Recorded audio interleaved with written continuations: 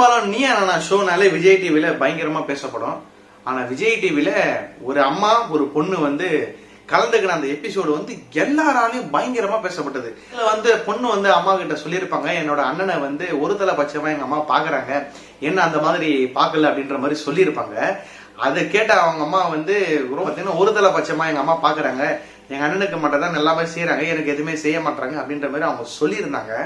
அதை கேட்ட அவங்க அம்மாவும் இல்லாம ஒரு சைடு ஆச்சரியமா வந்தாங்க, ஒரு சைடு சிரிச்சுட்டே இருந்தாங்க. உடனே அவங்க தங்கச்சி என்ன சொல்லியிருந்தாங்கன்னா, எங்க அண்ணன் ஒரு நாளைக்கு 20 தோசை மேல சாப்பிடுவான் அப்படின்ற மாதிரி அவங்க பொண்ணு சொல்லியிருந்தாங்க.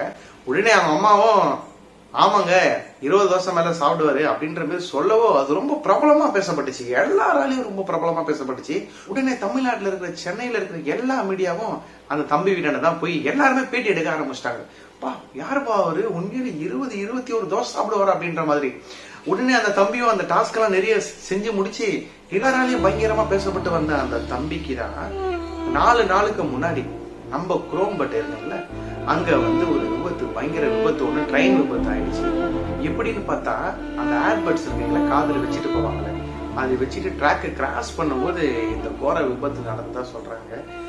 ஆனா எல்லாராலையும் பேசப்பட்டு வந்த அந்த தம்பிக்கு இந்த வகையான விபத்து நடந்ததை கேட்டு ரொம்ப மனசு ஒரு மாதிரி இருக்கு.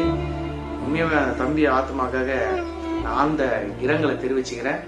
இன்னொரு வாட்டி யாராவது நிறைய பேர் வாலிப பிரயத்துல நிறைய பேர் இந்த ஏர்போர்ட்ஸ்ல காட்டிக்கின்னு நெக்ஸ்ட் ஹெட்செட்டையும் மாட்டிக்கின்னு நிறைய பேர் போறாங்க.